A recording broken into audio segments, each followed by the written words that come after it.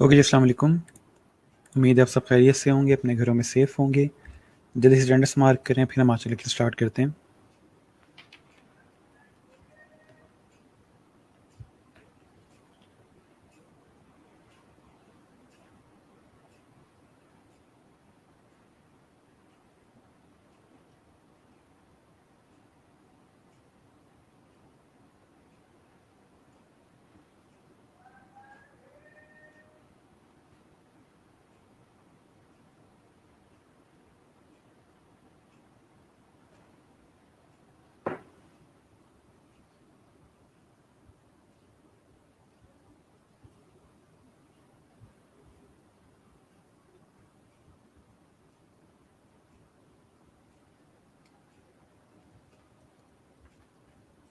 Last lecture में से कोई क्वेश्चन हो, कुछ चीज़ समझ ना आई हो, कुछ पूछना हो तो बता दें।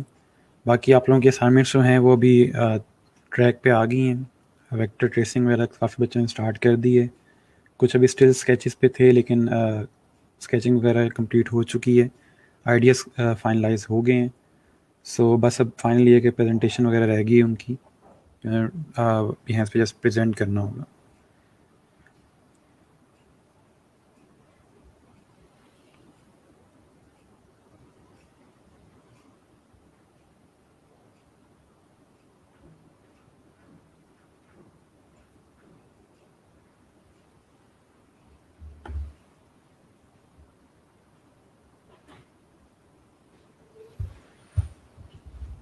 जो लोग ज्वाइन करें अटेंडेंस मार्क करते जाएं।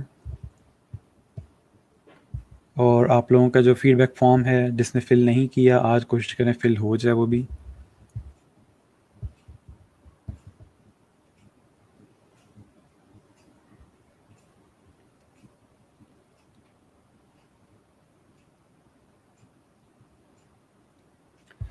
ओके जी, सर कॉन्सेप्ट्स को जैसे आपने प्रेजेंट किया था वैसे करना है, स्केचेस के थ्रू। स्केचेस जो हैं वो आप दिखाओगे, ठीक है, स्केचेस शो करोगे, लेकिन स्टिल आपने मिनिमम 3 कॉन्सेप्ट जो हैं इनको ट्रेस करके प्रेजेंट करना है कि ये 3 कॉन्सेप्ट फाइनलाइज हुए थे और फिर इसमें से एक चूज़ हुआ, ठीक है। जो भी आप सिलेक्ट करोगे उसको बता देना कि ये फाइनल कॉन्सेप्ट है। अच्छा सर, मैं जब गिग पे पीडीएफ डालती हूँ तो वो वाली इमेज शो नहीं होती गिग प्रीव्यू में। पीडीएफ के तरह शो होगी पीडीएफ फाइल में। अगर नहीं शो हो रही तो जस्ट जो पहले 3 इमेजेस हैं उसमें आप डिज़ाइंस क्रिएट करो। अक्सर औकात पीडीएफ का इशू आ जाता है, ठीक है। माइट भी आप जब पीडीएफ क्रिएट करें उसकी फाइल साइज़ बहुत ज़्यादा हो कि वो लोडिंग में टाइम ले रहा हो। ओके, और स्केचेस में सर हम एक कॉन्सेप्ट को फाइनलाइज करते काफ़ी स्केचेस बना लेते, तो हर कॉन्सेप्ट के लिए ऐसे स्केचेस पोस्ट करेंगे? नहीं, आप सिर्फ एक पिक्चर पोस्ट करोगे स्केचेस की, या मैक्सिमम 2, ठीक है। इससे ज़्यादा इमेजेस पोस्ट नहीं करने स्केचेस की। ये ना हो कि पूरा अपना डिज़ाइन जो है वो भर दो स्केचेस के साथ ही। जस्ट 1 या 2 हमने जस्ट प्रोसेस दिखाने के स्टार्ट कहाँ से हुआ था, ठीक है। स्केचेस का मतलब ये नहीं है कि आप सारे जितने भी स्केचेस बनाए थे वो सारे दिखा दोगे। जस्ट एक इमेज पोस्ट कर दो कि ये स्केचिंग हुई है। हमने ये नहीं दिखाना कि हमने क्या स्केच की है, हमने जस्ट ये दिखाना है कि हमने स्केच किया है, ठीक है, कि स्केचिंग हुई है, प्रोसेस एक स्टार्ट हुआ है। लेकिन क्या स्केच किया है, कैसे किया, वो ज़रूरी चीज़ नहीं है। ओके, सर कितने मॉकअप्स यूज़ करें प्रेजेंटेशन में? मैंने आपको बताया 3 से 4 यूज़ करें डिफरेंट किस्म के लोगो आपका जो है वो बाहर कैसा लगेगा। उसके अलावा अगर आप टी शर्ट्स वगैरह उससे रेलिवेंट कोई क्रिएट करना चाहते हो, स्टूडियो है, ठीक है, उसमें कोई टी शर्ट वगैरह क्रिएट करना चाहते हो कर सकते हैं। या आप अगर रेस्टोरेंट का बना रहे हो, उसमें प्लेट्स वगैरह में कहीं ऐड करना चाहते हो, कोई स्टेशनरी में यूज़ करना चाहते हो, तो वहाँ पे आप लोग इस तरह से डिफरेंट किस्म के मॉकअप्स यूज़ करोगे, ठीक है।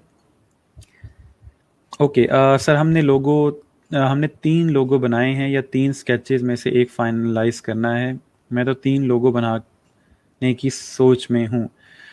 3 लोगो अगर आप बना रहे हो, देखो अगर आप एक कंपनी की बात कर रहे हो तो आप उसके 3 कॉन्सेप्ट बनाओगे, ठीक है। अगर आप जस्ट रेड फॉक्स की बात कर रहे हो तो उसके 3 डिफरेंट लोगो बनेंगे, यानी कि जिसको 3 कॉन्सेप्ट हम कह रहे हैं। तो वो 3 कॉन्सेप्ट ट्रेस होंगे, स्केच होंगे, जो भी आप करोगे, और उसमें कलर वगैरह करके फाइनल आप दिखाओगे कि 3 कॉन्सेप्ट हमने बनाए हैं।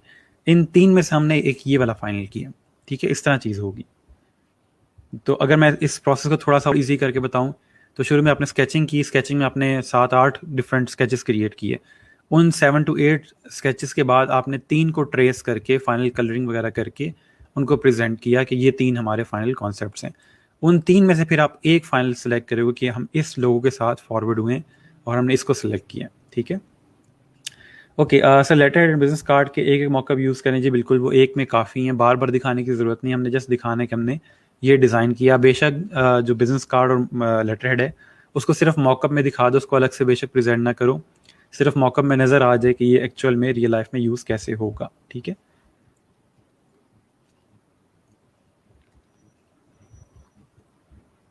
ओके जी, ठीक हो गया। सो आज का जो हमारा लेक्चर है, मैंने आप लोगों से कहा था कि मैं आपको बताऊंगा कि हम लोगों ने चीज़ों की प्राइसिंग कैसे रखनी है, ठीक है।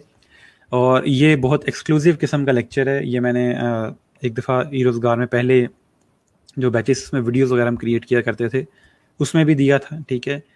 As a part of course नहीं है, यानी कि ये जस्ट लास्ट 2 बैचेस मैंने ये चीज़ ऐड की है, और ये टॉपिक खुद से ऐड किया, आपके कोर्स में नहीं था इस तरह से, वो जस्ट नॉर्मल आपको गाइड करने के लिए। तो मैंने पूरा एक लेक्चर ऐड किया इसके अंदर कि आपको प्राइसिंग की थोड़ी बहुत समझ आए कि फ्रीलांसिंग में प्राइसिंग किस तरह से होती है, और क्लाइंट से बात किस तरह करते हैं बजट से रिलेवेंट, कि हमने बजट कैसे रखना है, और या उससे पूछेंगे किस तरह के बजट कितना है उसका, या क्लाइंट को कोट कैसे करते हैं अपनी चीज़ को, अपनी रेंज कैसे बताते हैं, और जो हम इंटरनेट के ऊपर डिफरेंट प्राइसिंग देख रहे होते हैं चीज़ों की, वो किस तरह हो रही होती है। तो वो सारा कुछ आज हम डिस्कस करेंगे। आज जो सारी बात होगी वो प्राइस पे होगी। आपकी ओवरऑल अपने जो भी स्किल आप दे रहे हो, जो भी आप सर्विस दे रहे हो, उसकी हम प्राइस कैसे सेट करेंगे, तो उस चीज़ पे हम जिक्र करेंगे उसका, और उसको डिस्कस करेंगे, ठीक है जी। अच्छा, लास्ट कमेंट है सर, एक दफ़ा स्केचिंग को मॉकअप में यूज़ करना बता दें कैसे करेंगे। सिंपल, जो आपने स्केचिंग की है उसकी पिक्चर लोगे आप, ठीक है, या कैम स्कैन से स्कैन कर लो, और A4 का मॉकअप लो, ठीक है, A4 वाला मॉकअप लेके उसके अंदर सिंपल उसको ड्रॉप कर दो, ठीक है। ओके, अब हम लोग स्टार्ट करते हैं सिंपल। तो सबसे पहले जो हमने चीज़ समझनी है वो ये है कि प्राइस होती क्या है, ठीक है। किसी चीज़ को कैसे डिफ़ाइन करते हैं, या प्राइस को डिफ़ाइन कैसे करते हैं। नॉर्मली लोग जो हैं वो सिंपल ये कहते हैं कि एक चीज़ का मैं कितने पैसे लूँगा, एक काम के कितने पैसे लूँगा, वो मेरी प्राइस है, ठीक है। वो चाहे कोई प्रोडक्ट हो, चाहे कोई सर्विस हो, उस चीज़ के मैं पैसे कितने लूँगा उसको प्राइस कहा जाता है, ठीक है। लेकिन अगर हम इसको और थोड़ा सा ब्रेक डाउन करें, तो प्राइस जो है वो है जी कॉस्ट प्लस प्रॉफिट, ठीक है। थोड़ी सी फाइनेंस की बात है, लेकिन इस चीज़ को समझना बहुत ज़रूरी है। अगर आप अपनी प्राइसिंग को समझना चाहते हैं और अपने डिज़ाइन की प्राइस रखना चाहते हैं, तो उसके लिए आपको सबसे पहले जो चीज़ समझनी है वो ये है कि कॉस्ट प्लस प्रॉफिट को प्राइस कहा जाता है। अब कॉस्ट क्या है और प्रॉफिट क्या है। कॉस्ट का मतलब ये है कि एक काम को करने में आपके कितने पैसे लग रहे हैं। एज ए डिज़ाइनर, आप जब लोगो डिज़ाइन करते हो तो आपके एंड पे आपके कितने पैसे लग रहे हैं उस काम को करने पे। अब अगर हम देखें तो हमारा क्या खर्चा आ रहा था, हमारे बिजली का खर्चा है, हमारे इंटरनेट का खर्चा है, हमारे लैपटॉप का खर्चा है, ठीक है। ये बेसिक कॉस्ट है, ये मेन कॉस्ट है जो हमारी उस पर लग रही है। यानी कि कोई भी डिज़ाइन हम क्रिएट कर रहे हैं क्लाइंट के लिए, तो उसमें हमारी जो कॉस्ट लग रही है वो बेसिक ये है कि जो हमारी बिजली जा रही है, जो हमारा इंटरनेट का खर्चा है, जो हमारा लैपटॉप का खर्चा है, तो ये जो मेन हमारे खर्चे हैं जो उस काम से रेलिवेंट हैं, जस्ट वो आ रहे हैं कॉस्ट में। और ये कोई बहुत मेजर कॉस्ट नहीं है, ऐसा नहीं है कि हमने जस्ट उस प्रोजेक्ट के लिए लैपटॉप लिया है, ठीक है, वो लैपटॉप हम बाकी प्रोजेक्ट्स में भी यूज़ कर रहे हैं, तो वहाँ पे भी हमारी कॉस्ट कट होती रहती है। तो उस लिहाज से हम उसको बहुत ज़्यादा चार्ज नहीं करते कॉस्ट के लिहाज से, क्योंकि हमें पता है कि हमने ये बिजली जो है, ये इंटरनेट जो है, ये सिर्फ इस प्रोजेक्ट के लिए नहीं है, ये हमने बाद में भी यूज़ करना। तो जस्ट उस ड्यूरेशन में जो हमारे पास खर्चा आ रहा है, हम वो माइंड में रखते हैं, ठीक है। आपकी मैक्सिमम कितनी बिजली लग जाएगी, 100 रुपये की, 200 रुपये की, 300 रुपये की, कितना का वो लैपटॉप बिजली खा लेगा, ठीक है। इंटरनेट का जो पैकेज है आपका वो कितना का चल जाएगा, ठीक है, कितना का उसका आपका लगता है कि सारा इंटरनेट पैकेज मैंने सिर्फ इस पे लगाना, आपने पूरे महीने का पैकेज करवाया हुआ है, प्रोजेक्ट आपका 3 से 4 दिन का, ठीक है, तो कोई इतना उसमें इशू नहीं है। तो इस लिहाज से आप सोचते हो कि मेरे ओवरऑल कितने पैसे लग रहे हैं, तो अगर आप उसमें बहुत ज़्यादा भी करें तो वो आपका 500 हज़ार से ऊपर नहीं जाता, ठीक है। जो आपकी पर्सनल कॉस्ट लग रही है उसके ऊपर अगर आप उसको माइंड में रखें तो वो 500 हज़ार से ऊपर नहीं होती। अब इसके बाद जो आपकी चीज़ है वो प्रॉफिट है। अब इसमें आपने प्रॉफिट ऐड करना है कि आपको उससे कितना प्रॉफिट चाहिए। वो जो प्रॉफिट आप ऐड करोगे, उस प्रॉफिट को और कॉस्ट को दोनों को ऐड करके लास्ट में आपके पास प्राइस आ जाएगी। फॉर एग्जांपल मैं कहता हूँ कि मुझे हर क्लाइंट से 2,000 का प्रॉफिट चाहिए, ठीक है। अगर 2,000 का प्रॉफिट मुझे चाहिए तो 3,000 मैं टोटल कहूँगा उसको प्राइस, ताकि 1,000 रुपये जो मेरी कॉस्ट लग रही है और 2,000 जो मेरा प्रॉफिट आ रहा है, ये दोनों मिला के 3,000 का मैं इसको लोगो डिज़ाइन करके दूंगा।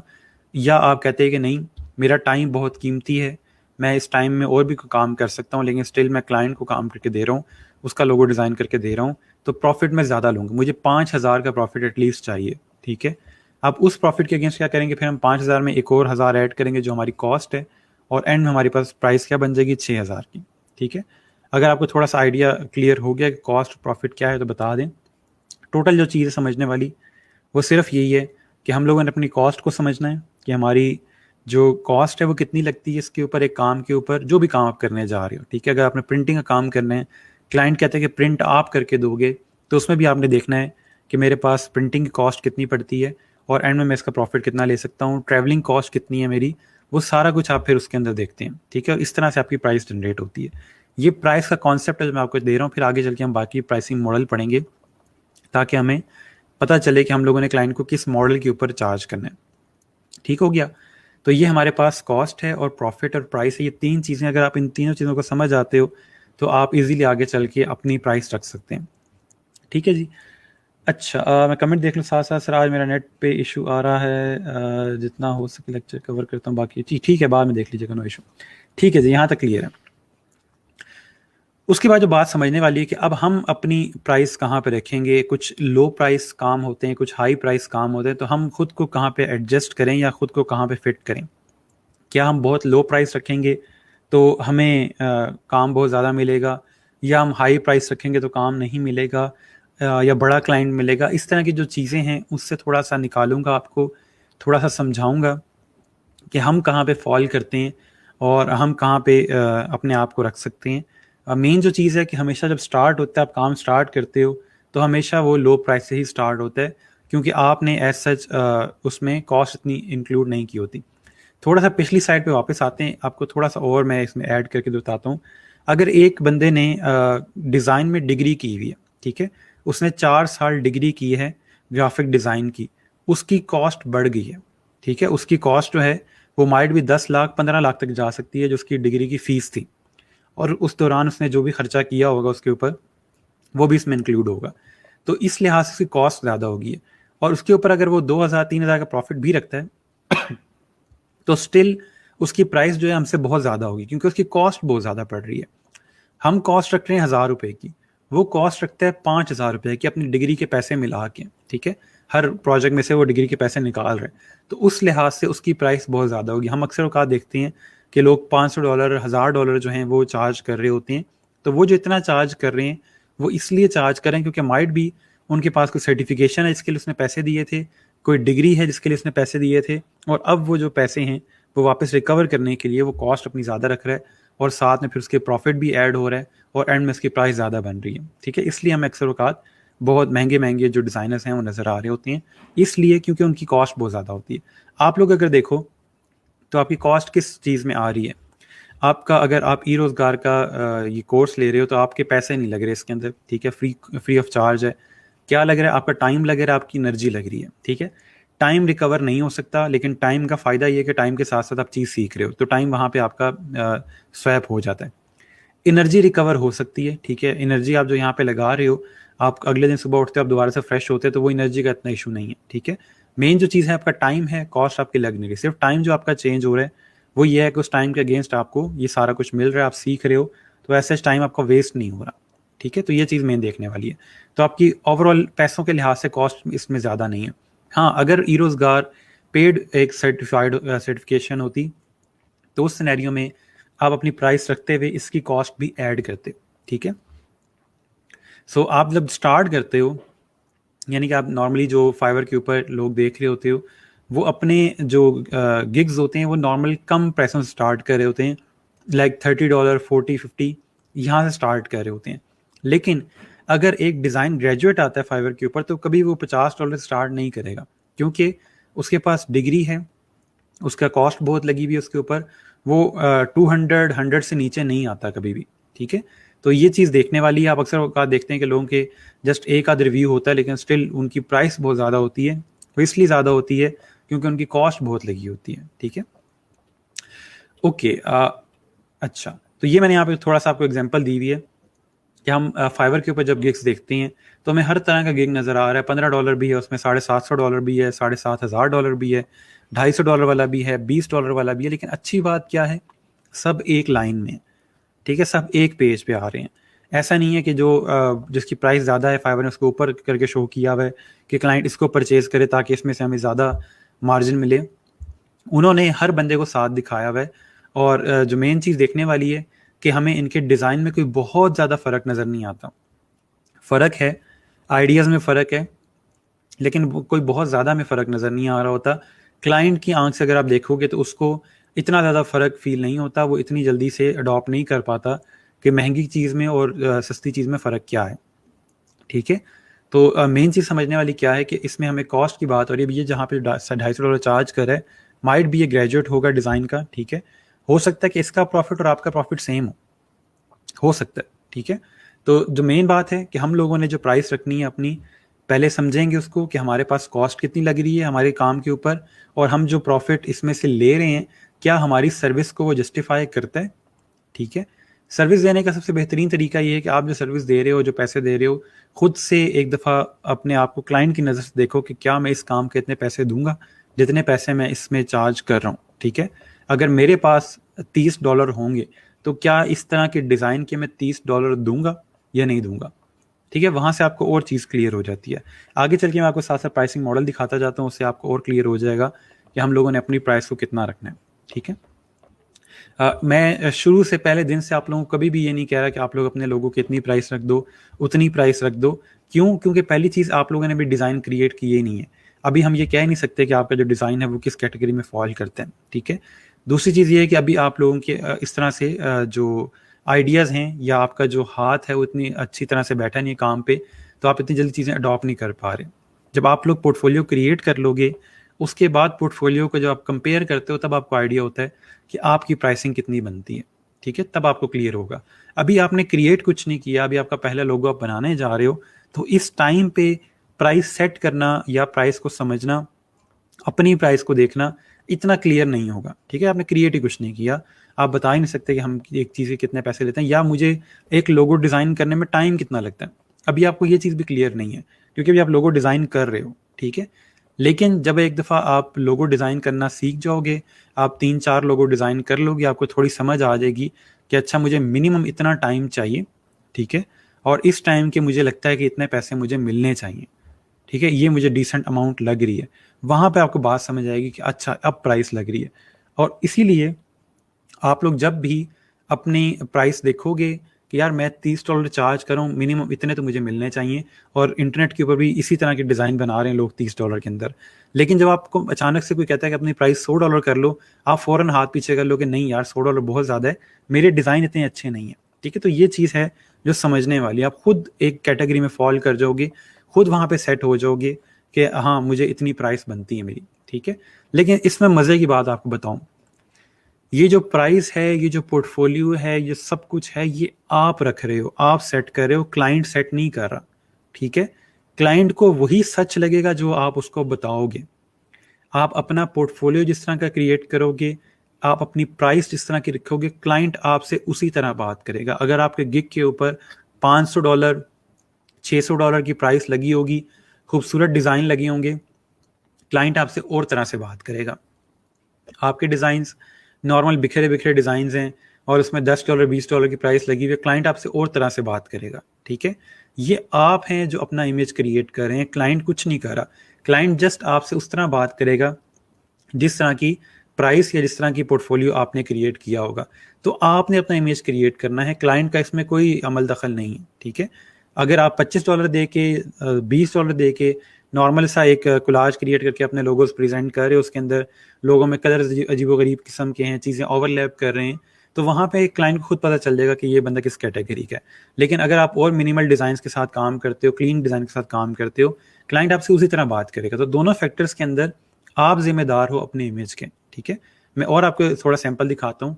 ये मैंने फाइबर से लिए में, अब एक तरफ $10 के लोगोज हैं और एक तरफ $1800 के लोग हैं। ठीक है, अगर दोनों लोगोज को हम देखें तो ये जो लोगो हैं लेफ्ट साइड पे हमारे पास, ये हमें देख के लग रहा है कि मैक्सिमम ये 3-4 दिन का काम है, इससे ज़्यादा पे ये चीज़ नहीं जा सकती। ठीक है, ये 3-4 दिन वाली चीज़ें हैं, इसमें कोई बहुत ज़्यादा कॉन्सेप्ट भी क्रिएट नहीं किया। अब यहाँ पे ऊपर ब्रैकेट्स का अगर लोगो है तो उसने यू और बी का सिंपल एक कॉन्सेप्ट क्रिएट कर दिया। ठीक है, ये अब पता नहीं क्या ईजी शायद नाम था या इसका कोई अल्फ़ाबेट बनता है, उसने इसका सिंपल एक आइकन के साथ राउंड क्रिएट कर दिया। यानी इसमें अगर हम देखें तो बहुत ज़्यादा कोई इस पर रिसर्च नहीं हुई भी, ठीक है। और ये $10 में ये लोगो क्रिएट करके दे रहा है, और मैक्सिमम जो इसके लोगोस थे वो इंटरनेट पे ऑलरेडी अवेलेबल थे, तो वो इनको जस्ट चेंज करके क्रिएट करके दे रहा है। $10 जस्टिफाई करता है कि ठीक है, वो जो थोड़े बहुत कलर चेंज कर रहा है, थोड़ी मेहनत कर रहा है, काम कर रहा है, फॉन्ट वगैरह अप्लाई करके दे रहा है, अपने टाइम के $10 ले रहा है, वो ठीक है, ठीक है, कोई इतना इशू नहीं है। हाँ, अगर $100 के अंदर ये काम करके दे रहा होता है और जस्ट इंटरनेट से उठा के कलर चेंज करके दे रहा है, तो फिर वो चीज़ गलत है। लेकिन $10 के अंदर अगर ये आपको ये चीज़ करके दे रहा है तो ठीक है, इसकी प्राइस बिल्कुल फेयर है, और ना ही कोई बहुत ज़्यादा रिसर्च कर रहा है। ओवरऑल अपने काम के लिहाज से इसकी प्राइस बिल्कुल ठीक है, उसमें हमें कोई इशू नहीं है। लेकिन अगर हम $1800 वाले की बात करें, तो इसके लोगोस को देख के पता चल रहा है कि डायरेक्टली ये लोगोस नहीं बने, इनके पीछे कोई कॉन्सेप्ट थे, उसने कुछ डिफरेंट वर्जन्स क्रिएट किए हैं, और बाद में जाके फाइनलाइज करते हुए उसने फिर ये लोगोस बनाए, ठीक है। ऐसा नहीं है कि डायरेक्टली जस्ट इंटरनेट से कोई चीज़ उठा के, ना ही आपको इंटरनेट के ऊपर इस तरह के डिज़ाइन मिलेंगे। ये पता चल रहा है कि प्रॉपर किसी डिज़ाइनर ने क्रिएट किया हुआ है, और तमाम डिज़ाइन के अंदर एक फील आ रही है कि जो एक ग्राफिक डिज़ाइनर का टच है इसके अंदर, ठीक है, जो मेन चीज़ समझने वाली है। तो इसलिए हम लोग दोनों अगर डिज़ाइंस को देखें तो उससे हमें आइडिया हो रहा है। ये अब आपने खुद को देखना है कि आप किस जगह पे फॉल करते हो, और कितनी मेहनत करके आप डिज़ाइन क्रिएट कर रहे हो। क्या इंटरनेट के ऊपर से डिज़ाइन उठाते हो और उसका उसमें चेंजेस किए और काम कर दिया, या पूरे महीने में आप जस्ट एक लोगो डिज़ाइन करते हो $1800 का, और उसके ऊपर सारा टाइम लगाते हो, क्लाइंट को कहते हैं कि मुझे एक महीना पूरा चाहिए अगर आप चाहते हो एक अच्छा डिज़ाइन, ठीक है। तो ये चीज़ समझने वाली है। अच्छा, मैं साथ साथ कमेंट्स देख लूँ, बाकी यहाँ तक कोई आपका क्वेश्चन हो, कोई चीज़ समझ नहीं हो तो बता दें। ठीक हो गया। सर देखने में तो ये फर्स्ट वाला ज़्यादा मुश्किल लग रहा है। ये देखने में आपको लग रहा है इंटरनेट से उठाए हुए हैं, जस्ट इमेज ट्रेस किए हुए। 1800 वाले लोगों देख के पता चल रहा है कि मेहनत की हुई है। बिल्कुल ऐसे ही है, जब मैं $1800 पे करूँगा किसी को, तो मुझे रिटर्न में कम से कम ऐसी कोई चीज़ चाहिए होगी, ठीक है। ये पता चले कि हमारी कंपनी का कोई लोगो जनरेट हुआ है, कि ये हमारी कंपनी का लोगो है, और एक प्रोफेशनल कंपनी, एक ब्रांड की फील आ रही है लोगों से। लेकिन अगर इस वाले को देखें तो ये नॉर्मल कोई भी जैसे दुकानों के लोगो होते हैं उस तरह की फील आ रही है इससे, ठीक है। अच्छा sir, as a new seller even if we feel the price should be higher, थोड़ी लो नहीं रखनी चाहिए? अच्छा, मैं बताता हूँ कि अब न्यू सेलर का होता क्या है। मैंने आपको पहले बताया कि जिस तरह का इमेज आप क्रिएट करोगे, क्लाइंट को वही चीज़ समझ आएगी। अगर एज अ न्यू सेलर आप इस तरह का अपना पोर्टफोलियो क्रिएट करते हो, आपके पूरी प्रोफाइल के ऊपर एक भी रिव्यू नहीं है, ठीक है, कोई रिव्यू नहीं है, लेकिन आपका पोर्टफोलियो इस तरह का है। अगर आप उसमें लिख देते हो कि मैं फाइवर पे न्यू हूँ, लेकिन मैं काफ़ी टाइम से ग्राफिक डिज़ाइनिंग कर रहा हूँ और लर्न कर रहा हूँ ग्राफिक डिज़ाइनिंग, तो वहाँ से क्लाइंट को क्लियर हो जाता है कि अच्छा, फाइवर पे ही अभी आया, लेकिन he is a professional graphic designer, ठीक है। ये मैंने आपको बताया कि आप जिस तरह का इमेज क्रिएट करोगे उसी तरह की चीज़ आएगी। अगर आप वहाँ पे लिख दो कि मैं न्यू डिज़ाइनर और मैं एक्सप्लोर कर रहा हूँ अपने आइडियाज़ को, तो वहाँ पे ये चीज़ है कि क्लाइंट कहेगा अच्छा यार, ये नया बंदा है, इस पे मैं ट्रस्ट नहीं कर सकता। लेकिन अगर आप उसको ये समझाओगे कि मैं फाइवर पे न्यू हूँ, लेकिन मैं चीज़ें सीख रहा हूँ, और मैं अपना जो पोर्टफोलियो है वो फाइवर पे शिफ्ट कर रहा हूँ, फाइवर पे अर्निंग स्टार्ट कर रहा हूँ, तो वहाँ से ज़्यादा उसको चीज़ क्लियर होगी, अच्छा ये फाइवर पे न्यू है, लेकिन इसके डिज़ाइन बता रहे हैं कि इसको काम आता है, ठीक है। अच्छा सर, रॉ वाला जो लोगो है इसमें स्लोगन किस फॉन्ट में है? रॉ वाला लोगो कौन सा है? स्लोगन इसके अंदर जो लिखा हुआ है, मेरे ख्याल में ये आपका एरियल फॉन्ट माइट भी यूज़ किया हुआ है, एग्जैक्ट पता नहीं चल रहा, क्योंकि इस तरह के बहुत सारे फॉन्ट्स हैं, लेकिन जो एरियल का माइट भी, या सिगोई फॉन्ट जो है उसमें से एक हो सकता है। ओके सर, अगर एक माह क्या ड्यूरेशन लगाएं तो क्लाइंट तो हमें इंतहाई कुन जहन नहीं समझेगा? ऐसा नहीं होता। मैंने ऐसे ऐसे डिज़ाइनर्स देखे हैं जो 1 साल लेते हैं ओवरऑल लोगो डिज़ाइन करने का। क्यों 1 साल ले रहे होते हैं? क्योंकि वो समझ लें कि इस तरह नहीं काम करते कि बैठ के काम करने और आइडियाज़ आएंगे तो फिर कुछ ड्रॉ करेंगे। वो घूमते फिरते रहते हैं, और जो उनके माइंड में आइडियाज़ आ रहे होते हैं वो अपनी स्केच बुक के अंदर क्रिएट करते जाते हैं, ठीक है। जितने भी बड़े लोगोज डिज़ाइन हुए हैं, फॉर एग्जांपल एप्पल का लोगो है, नेक्स्ट कंपनी का जो लोगो है जो स्टीव जॉब्स ने क्रिएट करवाया था, उस तरह के जो लोगोस थे वो उन्होंने इसी तरह क्रिएट किया कि मैं 1 साल तक अब आपको बता दूंगा कि मेरे माइंड में कोई आइडिया आया या नहीं आया। और लोग उनके पास, यानी कि समझ लें कि लाइनें लगी होती हैं कि आप मेरा लोगो डिज़ाइन करें, आप मेरा लोगो डिज़ाइन करें। क्यों? क्योंकि उनको पता है जब 1 साल बाद ये बंदा वापस आएगा तो उस तरह का लोगो दुनिया में किसी ने नहीं देखा होगा, ठीक है। जो मेन चीज़ है समझने वाली, कि अगर 1 महीना आप रिसर्च पे लगा रहे हो, 1 महीना आप डिफरेंट कॉन्सेप्ट्स क्रिएट कर रहे हो, क्लाइंट को डिफरेंट कॉन्सेप्ट सेंड कर रहे हो, क्लाइंट को अपने लूप में रखा हुआ अगर आपने 1 महीना, तो कोई इसमें इशू नहीं है। और बड़ी कंपनीज वेट करती हैं इस चीज़ का, ठीक है। वो देखती हैं कि एक बंदा अगर इतना चार्ज कर रहा है हमें, वो पूरा महीना रिसर्च कर रहा है, हर चीज़ में हमें साथ लेके चल रहा है, तो वो 1 महीना ले रहे, हमें कोई मसला नहीं, क्योंकि एंड प्रोडक्ट बहुत अच्छा आएगा। ठीक है।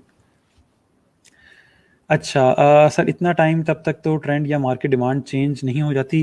1 साल में वो ऐसा लोगो लेके आते हैं जो अगले 20 साल तक चल सकता है। नाइकी का लोगो आप देखो, आप फॉर एग्जांपल एप्पल का लोगो देख लो, तो ये लोगोज जो हैं ये इस तरह क्रिएट हुए हैं कि ये आगे भी अभी से भी अगले 20 साल तक चल सकता है। एप्पल अपना लोगो ना भी चेंज करे तो अगले 20 साल वो ये लोगो चला सकते हैं। ठीक है, वो एवरग्रीन लोगोज क्रिएट करते हैं, टाइमलेस लोगो क्रिएट करते हैं। ठीक है, और मजे की बात यह है कि उनके लोगोस के साथ ट्रेंड बनते हैं। वो लोग ट्रेंड को फॉलो करने वाले नहीं है, वो ट्रेंड को क्रिएट करने वाले हैं। वो जिस तरह का लोगो लेके आते हैं, कंपनीज कहते हैं हमें भी ऐसा लोगो चाहिए। ठीक हो गया।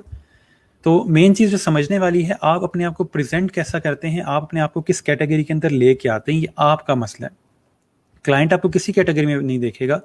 आप जैसे हम समझते हैं कि इंसान जैसे कपड़े पहनता है और जैसा वो दिखता है, लोग नॉर्मली उससे उसी तरह बात करते हैं। ठीक है, और मैं आपसे अक्सर ये कहता हूँ कि जो दिखता है वो बिकता है। आप जिस तरह के डिज़ाइन दिखाओगे, जिस तरह के स्टाइल्स दिखाओगे, जो अपना पोर्टफोलियो दिखाओगे, क्लाइंट को वही चीज़ समझ आएगी और क्लाइंट उसी तरह की चीज़ के साथ आपको पैसे देगा। ठीक है, तो हमने इससे क्या बात सीखी है कि आपने अपने आप को रेगुलर बेस के ऊपर इम्प्रूव करना है, अपने डिज़ाइंस को इम्प्रूव करना है, अपने जो पोर्टफोलियो है उसको इम्प्रूव करना है। और रेगुलर का मतलब ये नहीं है कि आप रोज़ के रोज़ नए डिज़ाइन अपलोड कर रहे हैं। रेगुलर का मतलब ये है कि हर महीने अपने पोर्टफोलियो को देखें कि इसमें से कोई ऐसा डिज़ाइन तो नहीं है जो अब बुरा लग रहा है, जो अब मेरे स्टाइल के साथ नहीं है, या इससे बेहतर अब मैं डिज़ाइन कर सकता हूँ, ये डिज़ाइन अच्छा नहीं लग रहा, तो उस डिज़ाइन को आप निकाल दो। मेरे नज़दीक अगर आपके पोर्टफोलियो में सिर्फ 4 डिज़ाइन लगे हुए हैं, ठीक है, पोर्टफोलियो जो मैं बात कर रहा हूँ बिहेंस की बात कर रहा हूँ, फाइवर की बात नहीं कर रहा। अगर आपके बिहेंस के प्रोजेक्ट के अंदर, बिहेंस की पोर्टफोलियो के अंदर जस्ट 4 प्रोजेक्ट्स लगे हुए हैं, 4 प्रोजेक्ट आपने प्रेजेंट किए हुए हैं, लेकिन अच्छे प्रोजेक्ट्स हैं, अच्छे प्रेजेंट हुए हैं, तो वो 4 काफ़ी हैं, बजाय इसके कि आपने 20 प्रोजेक्ट पोस्ट किए हुए हैं लेकिन उनमें से एक भी किसी काम का नहीं है। ठीक है, तो इसलिए it's a quality over quantity, कि आपके जो प्रोजेक्ट आप पोस्ट कर रहे हो उसकी क्वालिटी अच्छी होनी चाहिए। जो आपको लगता है कि जिसकी क्वालिटी अच्छी नहीं है, अब वो पुराना हो चुका है, अब वो अच्छा नहीं लगेगा मेरी पोर्टफोलियो पे, तो आप उसको डिलीट कर दो। ठीक है, उसको बेशक डिलीट कर दें, रिमूव कर दें या रीडिज़ाइन कर लें, जैसे आपको ठीक लगे, लेकिन वो उसी तरह बुरी हालत में आपके पोर्टफोलियो में नज़र नहीं आना चाहिए। क्यों?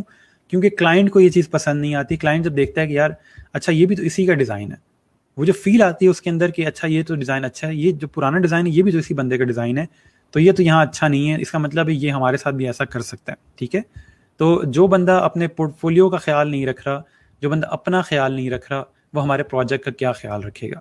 ठीक है, तो अपने जो ओवरऑल आपके पोर्टफोलियो है उसकी कांट छांट करते रहनी है। आपने जो पुरानी चीज़ें हैं उसको रिमूव कर दें, जो आपको लगता है कि अब आप डिज़ाइन बेहतर बनाते जा रहे हो उसको इम्प्रूव करें। आगे चल के मैं आपको बताऊंगा कि आप डेली बेस के ऊपर क्या करोगे। ठीक है, हम लोगों ने अब आगे डिसाइड करना है कि अगर आप क्लाइंट से प्रोजेक्ट नहीं ले रहे तो उस दौरान आपने क्या करना है। पहले तक की बात ये थी कि मैं आपको जस्ट ये कहता था कि आप टूल की प्रैक्टिस करते रहो। ठीक है, तो वो आप करते रहे हैं। अभी कुछ बच्चों ने प्रैक्टिस नहीं की, जिसकी वजह से अभी उनको लोगो डिज़ाइन करते हुए इश्यूज़ आ रहे हैं। पेन टूल नहीं यूज़ हो रहा उनसे, इवन के शेप्स नहीं क्रिएट हो रही। वो क्यों नहीं हो रही? क्योंकि उन्होंने वो बात नहीं मानी मेरी कि ठीक है जब कहेंगे तो कर लेंगे। मैं इसलिए बार बार कह रहा था कि आप अपने पेन टूल की प्रैक्टिस करते रहो, क्योंकि आगे इसकी ज़रूरत पेश आएगी। लेकिन खैर, जो मेन चीज़ है वो सिर्फ ये है कि आपने अपने आप को ट्रैक करना है। ट्रैक करने का क्या मतलब है कि देखना कि पहले मैं कहाँ था और अब कहाँ पे हूँ। अगर अब अभी भी मैं वहीं पे हूँ जहाँ महीना पहले था, इसका मतलब मैंने खुद को इम्प्रूव नहीं किया और मैंने कुछ भी अडॉप्ट नहीं किया। ठीक है, तो इसलिए खुद को ट्रैक करते रहें ताकि आपको पता हो कि आप कहाँ स्टैंड करते हो। ओके, मैं कमेंट्स देख लूँ फिर हम आगे चलते हैं।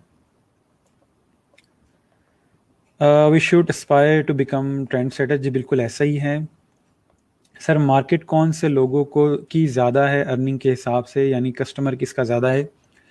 जो बड़ा क्लाइंट है वो हमेशा मिनिमल और सिंपल मार्क की तरफ जाता है कि सिंपल डिज़ाइन मुझे मिले, कोई मुझे डेली रजिस्ट्रेशन नहीं चाहिए, एक अकेला आइकन, एक अकेला ग्राफिक मुझे मिल जाए जो मेरी कंपनी को रिप्रेजेंट कर रहा हो। और इसी चीज़ की मार्केट है, क्लाइंट इसी चीज़ के। अगर आपके माइंड में इस तरह के आइडियाज़ आते हैं या आप इस तरह का कोई मिनिमल डिज़ाइन क्रिएट कर सकते हो कि एक सिंपल ग्राफिक जो है वो बता सकता है कि क्या क्रिएट हुआ है, तो वो भी काफ़ी है। बट वो अपने लोगों के जो तमाम रूल्स हैं उनको फॉलो कर रहा हो। ठीक है, आइकन में जो हम लोग फ्री फ्लैट आइकन से जो आइकन ले रहे होते हैं उसमें और लोगो में फ़र्क होना चाहिए। अब लोगो में और आइकन में फ़र्क क्या है, ये आप लोग कमेंट्स में मुझे बताओगे, इसके बाद फिर मैं बताऊंगा कि आइकन और लोगो में मेन फ़र्क क्या है। आपने आइकन्स भी यूज़ किए हैं, आपने लोगो भी क्रिएट करना सीख लिया, मुझे बताओ दोनों में फ़र्क क्या है। अच्छा जी, सर कॉन्सेप्ट क्रिएशन इस टाइम गेनिंग, बिल्कुल ऐसे ही है। Which type of logo demand, ये मैंने आपको बता दिया। एज अ बिगनर काम कम हो बट बहुत अच्छा हो, बिल्कुल ऐसे ही है। सर इम्प्रूवमेंट नज़र आती है खुद में, थोड़ी थोड़ी आएगी, इंशाल्लाह आएगी। अगर आप मेहनत कर रहे हो, साथ साथ चीज़ें इंप्रूव कर रहे हो अपनी, तो खुद आपको फील होगा। सर आई थिंक ब्रांड पे ही खुद को रखते हैं, टाइम बेशक लग जाए, बिल्कुल ऐसे ही। ओके जी, आप लोग मुझे बताएं कि आप लोगों को लोगो में और आइकन में क्या फ़र्क फील हुआ है, कि आइकन जो है वो किस तरह का होता है, अगर आप डिफ़ाइन करना चाहो, लोगो जो है वो किस तरह का होता है, या दोनों सेम चीज़ें।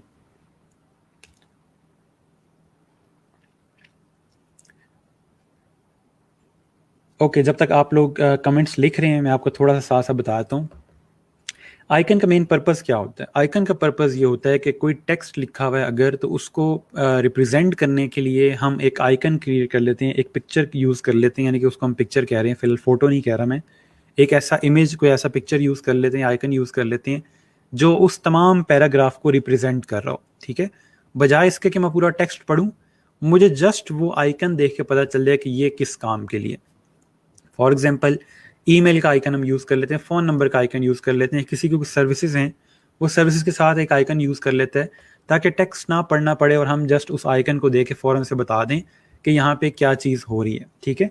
लोगों का क्या पर्पज़ होता है, लोगों में अक्सर औकात मीनिंग थोड़े से हिडन होते हैं, लोगो इतना ऑब्वियस नहीं होता, लोगों में चीज़ें थोड़ी हिडन होती हैं। लोगों में हम बताना तो जा रहे होते हैं कि ये फॉक्स है, लेकिन फॉक्स को थोड़ा सा छुपा भी रहे होते हैं, ठीक है। लोगो थोड़ा सा एब्स्ट्रैक्ट होता है, लोगों में मीनिंग मिक्स हो सकता है, लोगों में मीनिंग हाइड हो सकता है। आइकन में नहीं ऐसा होता है। आइकन आपका हमेशा टू द पॉइंट होता है। आइकन तब कामयाब होगा जब वो देखने वाले को क्लियर फील दे रहा हो कि हाँ जी, ये आइकन बना हुआ है और ये आइकन इस चीज़ का है। अगर उस आइकन में से डबल मीनिंग आ रहा है, तो वो आइकन नाकाम है, वो आइकन किसी काम का नहीं है। अगर वो आपको डबल मीनिंग दे रहा है कि अच्छा ये तो आइकन इस चीज़ का था, मैं समझा इस चीज़ का आइकन है, तो वो आइकन ठीक नहीं बना हुआ। लोगो में क्या है कि लोगो डबल मीनिंग दे सकता है, लोगो हिडन मैसेजेस दे सकता है।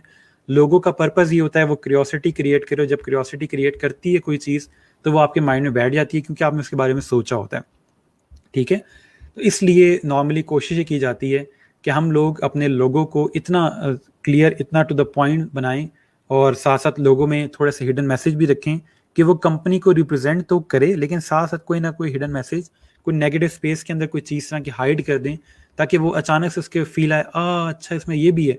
वो जो एक फील आती है इस तरह की कि अच्छा ये भी है इसमें, तो वो चीज़ हमेशा फिर आपको याद रहती है, ठीक है।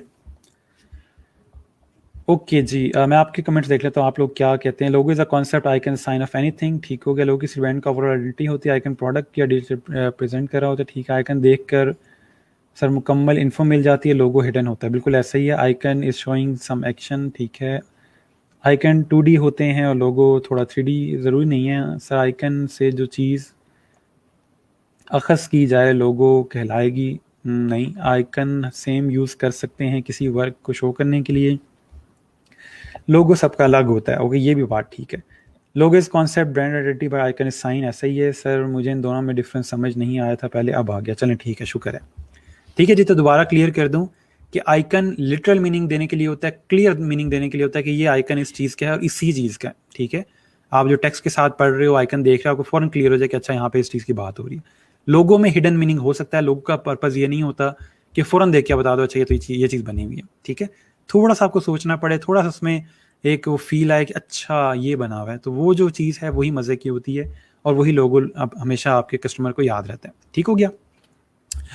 अच्छा, अब प्राइसिंग स्ट्रेटजीज़ को थोड़ा सा हम समझेंगे कि प्राइसिंग स्ट्रेटजीज़ कौन-कौन सी होती हैं, और हम कौन सी प्राइसिंग स्ट्रेटजी यूज़ करेंगे, किस जगह पे कौन सी यूज़ होती है और कौन सी अच्छी है, क्या नुकसान है, क्या फ़ायदे हैं उसके, वो सारा कुछ देखेंगे, ठीक है। आहिस्ता-आहिस्ता अब आपका जो प्राइसिंग की चीज़ें हैं वो आपके माइंड में ऐसा-ऐसा बिल्डअप होती जाएँगी।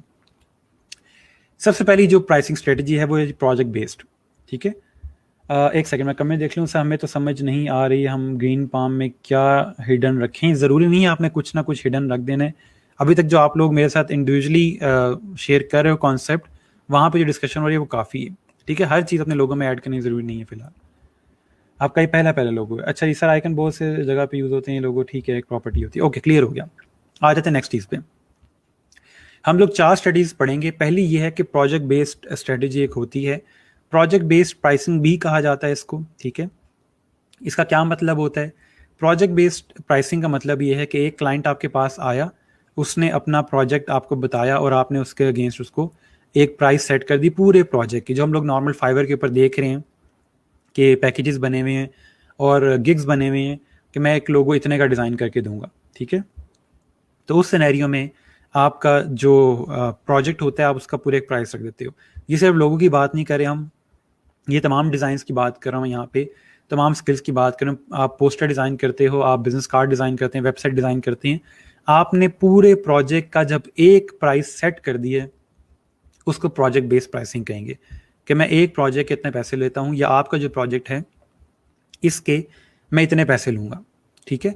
नॉर्मली इसमें क्या होता है कि एक फ्लैट फ़ी होती है कि मैं लोगो डिज़ाइन के 3 कॉन्सेप्ट के इतने पैसे लेता हूँ, ठीक है। हम लोगों ने गिग क्रिएट की हैं, हमने उसमें सिंपल लिख दी है कि मैं जो भी लोगो डिज़ाइन करूँगा 3 कॉन्सेप्ट डिज़ाइन करूँगा उसके, और उसकी फ्लैट फ़ी है, जो मर्ज़ी आगे करवा ली। बड़ी कंपनी है, छोटी कंपनी है, एक इंडिविजुअल बंदा है, उसने अपना लोगो डिज़ाइन करवाना है, जिस बंदे ने भी लोगो डिज़ाइन करवाना है, पैसे मैं इतने लूँगा, इतने कॉन्सेप्ट दूंगा, एक फ्लैट फ़ी मैंने रख दी है, ठीक है। उसको कहते हैं project based design, project based pricing, ठीक है।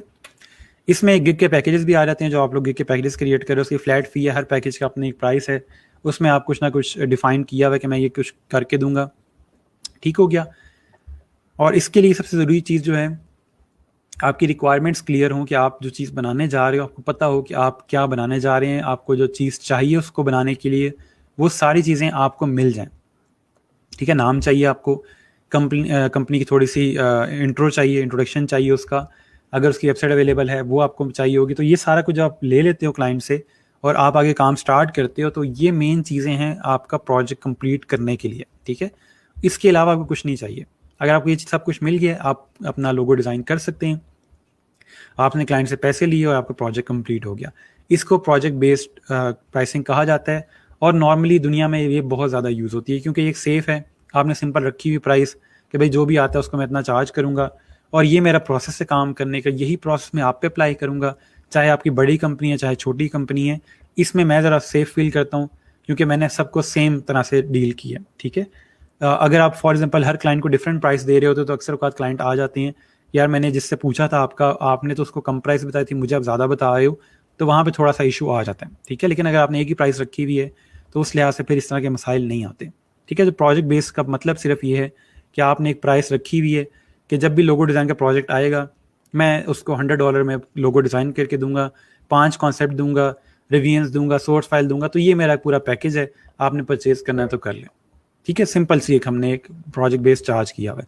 इसके बाद नेक्स्ट जो आता है आपके पास ओवरली रेट आता है, ठीक है। कुछ भी समझना है तो पूछ लीजिएगा, लेकिन प्रोजेक्ट बेस्ड ज़रा सिंपल है, उसमें इतना इशू नहीं आता, आगे थोड़ा सा मसला आता है। ओवरली रेट क्या होता है? ओवरली रेट का मतलब ये होता है कि आपने घंटे के हिसाब से अपनी एक प्राइस रखी हुई है कि मैं 1 घंटा अगर सिर्फ आपका काम करूंगा तो मैं 1 घंटे का इतना चार्ज करता हूँ। ओवरली रेट के अंदर सबसे बड़ा मसला ये होता है कि मैं पर ओवर अपना रेट कितना रखूँ, कि कितना रेट मेरा ठीक रहेगा, तो मैं उसको ओवरली रेट कह सकता हूँ।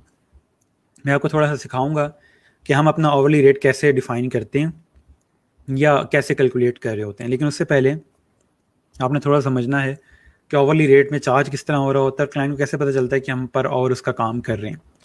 ये जो ओवरली रेट है, इसका मतलब ये होता है कि जो आप घंटे उसको बता रहे हो, उस घंटों में आप सिर्फ उसका काम करोगे, आप ना मूवी देख रहे हैं, ना सो रहे हैं उस काम में, ना कुछ और कर रहे हैं। ये वो आवर्स हैं जिसमें आप सिर्फ उसका काम कर रहे होंगे बैठ के, ठीक है। अब इसमें आप ओवरली एक रेट रख देते हो कि अगर आपको मेरा 1 घंटा चाहिए तो आपको इतना उस 1 घंटे के लिहाज से चार्ज करना होगा, ठीक है। कैसे एक कैलकुलेट करेंगे कि फॉर एग्जांपल आप एक लोगो जो है उसका आपने प्रोजेक्ट बेस्ड चार्ज जो रखा है वो $100 है, कि मैं $100 के अंदर आपको एक लोगो डिज़ाइन करके दूंगा। तो अब मैंने इसका ओवरली रेट अगर निकालना है कि यार मेरा ओवरली रेट फिर कितना बनता है, तो मैं देखूंगा कि मैं उस लोगो पे, यानी कि सिर्फ उस लोगो पे कितना टाइम लगाता हूँ। ये नहीं कि आज थोड़ा सा काम कर लिया, कल थोड़ा सा काम कर लिया, टोटल घंटे कितने बनते हैं, ठीक है। तो उसके लिए अगर मैं देखता हूँ कि मेरे पास 6 घंटे अगर मैं कंटिन्यूस बैठ के काम करूँ तो मेरे पास लोगो बन जाता है। तो उसको अगर हम थोड़ा सा डिवाइड वगैरह करें, मल्टीप्लाई करें, थोड़ी मैथ लगाएं, तो उस लिहाज से हम $120 का लोगो बनाते हैं। और ये $20 क्यों ऐड किए मैंने, क्योंकि उस तमाम घंटे में, उस तमाम टाइम में हम किसी और का कोई काम नहीं कर सकते, हम जस्ट उस क्लाइंट का काम करेंगे। ठीक है, तो आप देखते हो कि आपका जो रेट बन रहा है, अगर आप $20 पर आवर लगाते हो और 6 घंटे काम करते हो तो $120 बनता है, जो नॉर्मल लोगों की प्राइस के आसपास आता है। ठीक है, अगर आप प्रोजेक्ट बेस्ड चार्ज के अंदर $100 चार्ज कर रहे थे तो वो आपका प्रोजेक्ट बेस्ड चार्ज बनता है। ठीक है, उसमें क्या फ़ायदा था कि आप पूरे 7 दिन ले सकते हैं उससे, और आप रोज़ थोड़ा थोड़ा काम कर सकते हैं। लेकिन अगर क्लाइंट आपके पास आता है और आपसे कहता है कि आप ओवरली रेट बताओ मुझे कि आप पर आवर के हिसाब से कैसे चार्ज करोगे, तो उसमें आप कहते हो कि मैं 6 घंटे आपका काम करूंगा और उसमें $20 लूंगा आपसे पर आवर, और टोटल उसके 120 बनते हैं, तो क्लाइंट को समझ आती है कि ठीक है, ये मुझे काम करके दे रहा है। अब इन 6 घंटे का मतलब ये नहीं कि प्रोजेक्ट स्टार्ट हुआ और उसके बाद के 6 घंटे, ये वो चीज़ नहीं है। ये 6 घंटे जो हैं ये 7 दिन तक जा सकते हैं। किस तरह? इसमें आपके पास सॉफ्टवेयर आते हैं इस तरह के, जो आपके सिस्टम के अंदर इंस्टॉल होते हैं, और आप जैसे ही काम स्टार्ट करते हो आप उस सॉफ्टवेयर को ऑन कर देते हो। वो सॉफ्टवेयर ऑन हो जाता है और उसमें टाइमर चलना शुरू हो जाता है कि अभी मैं आपका काम कर रहा हूँ, तो इसमें मिनट्स ऐड होते जाएंगे, मिनट्स ऐड होते होते ओवर बन गए, ओवर ऐड होते होते कंप्लीट आपके पास 6 आवर्स आ जाएंगे। उस सॉफ्टवेयर के अंदर मल्टीपल रैंडम स्क्रीनशॉट्स जा रही होती हैं क्लाइंट के पास कि क्या ये बंदा वाकई आपका काम कर रहा है या नहीं कर रहा। ठीक है, वो रैंडम स्क्रीनशॉट जब क्लाइंट के पास जाती है, क्लाइंट को नज़र आ रहा होता है कि अच्छा ये बंदा मूवी नहीं देख रहा, या ये स्टिल नहीं बैठा हुआ, ये प्रॉपर मेरा ही काम कर रहा है। तो उस 6 घंटे के अंदर आप इंस्पायरेशन ले रहे होते हो, डिफरेंट चीज़ें देख रहे होते हो, स्केचेस भी क्रिएट करें तो वो स्केचेस भी आप साथ ट्रेस कर रहे होते हो, तो वो सारा कुछ इसमें काउंट होता है। ठीक है, तो मेन चीज़ क्या है कि ये 6 घंटे आप एक हफ्ते तक लेके जा सकते हो, रोज़ थोड़ा थोड़ा उसका काम करें, लेकिन आपने मिनट्स इतने कंप्लीट कर लेने हैं कि वो 6 आवर्स पे चले जाएं। ठीक है, और जब 6 आवर्स को आप $20 से मल्टीप्लाई करोगे तो $120 ही कंप्लीट बनते हैं। ये चीज़ समझ आ गई है तो बता दें, वरना मैं इसको रिपीट कर देता हूँ।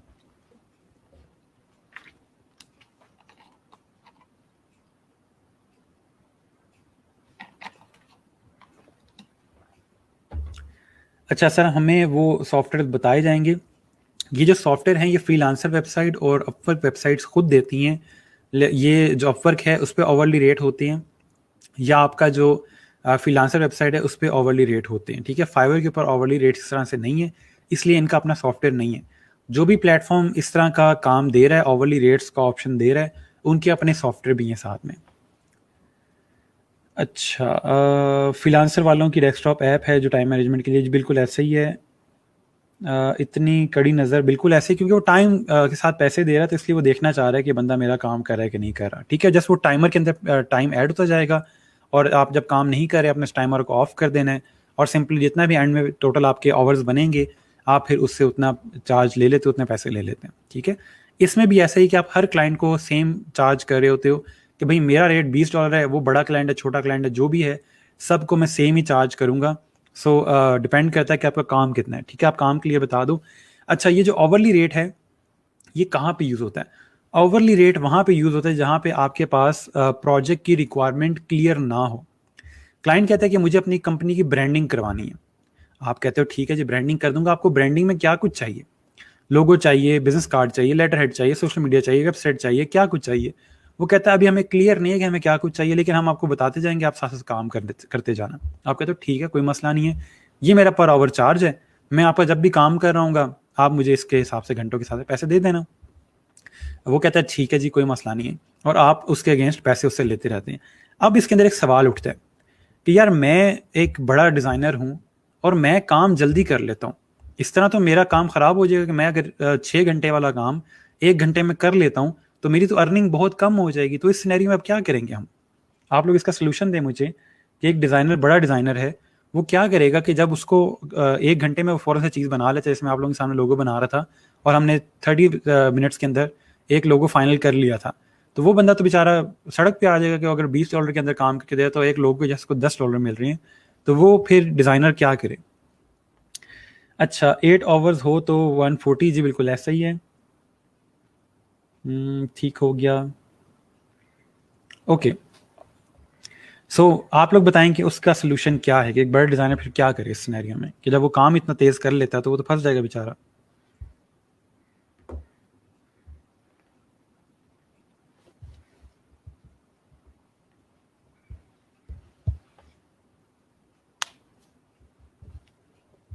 ओके, जब तक आप कमेंट्स कर रहे हैं मैं बता देता हूँ, क्योंकि मैं आपसे थोड़ा सा आगे चल रहा होता हूँ और आपको थोड़ा सा लेट आ रहा होता है।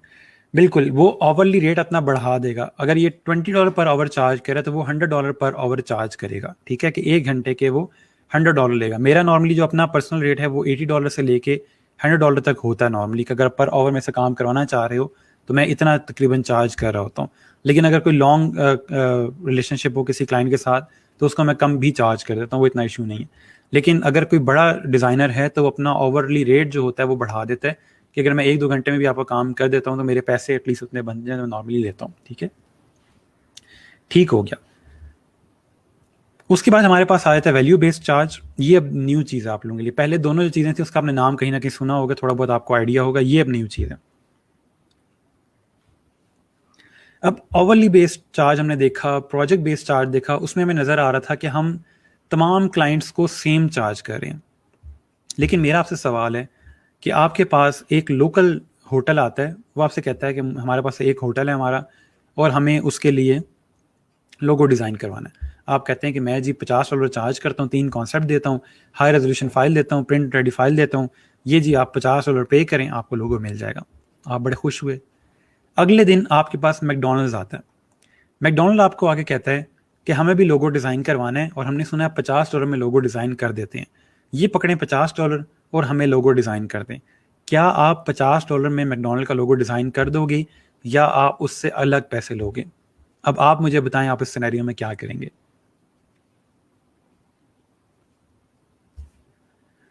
ओके जी, मैं तब तक आपके कमेंट्स देख लेता हूँ। सर अपना रेट बढ़ा देगा, प्रोजेक्ट ही नहीं लेगा, ठीक हो गया। बड़ा डिज़ाइन अपना टाइम एंड कॉस्ट ज़्यादा लेगा, ठीक हो गया। पर आवर वाला काम ही नहीं करेगा। कुछ प्लेटफॉर्म ऐसे हैं जो जिस पर आवर ही ऑप्शन देते हैं तो वहाँ पे अपना प्राइस ही बढ़ाता है वो। बिजनेस की वैल्यू के हिसाब से चार्ज करेंगे, ठीक है। बिल्कुल नहीं सर, उससे ज़्यादा चार्ज करेंगे। आप उससे ज़्यादा क्यों चार्ज करोगे? चलो मान लिया कि आप मैकडोनल्ड को ज़्यादा चार्ज करोगे, लेकिन क्यों ज़्यादा चार्ज करोगे? आपने तो लोगो बनाना है, आपने $50 के अंदर 3 कॉन्सेप्ट देने हैं, आप दो उसको $50 में 3 कॉन्सेप्ट, अब ज़्यादा चार्ज क्यों कर रहे हैं उसको? मैकडोनल्ड मेरे तक आया कैसे? हम थोड़ा सा ज्यूम कर रहे हैं, ठीक है। इंशाल्लाह आएगा आप तक मैकडोनल्ड। अगर आप अभी से ऐसा सोचोगे तो वो कभी भी नहीं आएगा, ठीक है। ब्रांड है, इसका चार्ज ज़्यादा होगा। क्यों ज़्यादा होगा? मेरा सवाल ये है, क्यों भाई ज़्यादा होगा? ब्रांड है तो उस बेचारे का क्या कसूर है इसमें? मान लिया सब कह रहे हैं हम पैसे ज़्यादा लेंगे मैकडोनल्ड से, सबकी मैंने बात मान ली, लेकिन क्यों ज़्यादा लेंगे उसको जस्टिफाई करें कि मैं इस वजह से आपकी प्राइस ज़्यादा ले रहा हूँ। वैल्यू की वजह से प्राइस ज़्यादा होगी। क्यों ज़्यादा होगी भाई? फॉर एग्जाम्पल आप एक दुकान पे जाते हैं, आप नॉर्मली अगर पैदल उस दुकान पे जाते हैं, वो आप कहता है कि ये जूता ₹1000 का, आपने ₹1000 का जूता ले लिया। अगर आप गाड़ी से उतर के उसी दुकान पे जाते हैं, वही जूता उठाते हैं, वो कहते हैं नहीं नहीं ये 5000 का जूता है। क्यों भाई 5000 का जूता है? क्योंकि आप गाड़ी पे आए हैं इसलिए 5000 का जूता है। आप मुझे ज़रा अमीर लग रहे हैं, आप मुझे ब्रांडेड पर्सन लग रहे हैं, तो इसलिए ये जो है, और आपकी वैल्यू भी ज़्यादा है तो इसलिए ₹1000 का जूता आपको ₹5000 का मिलेगा।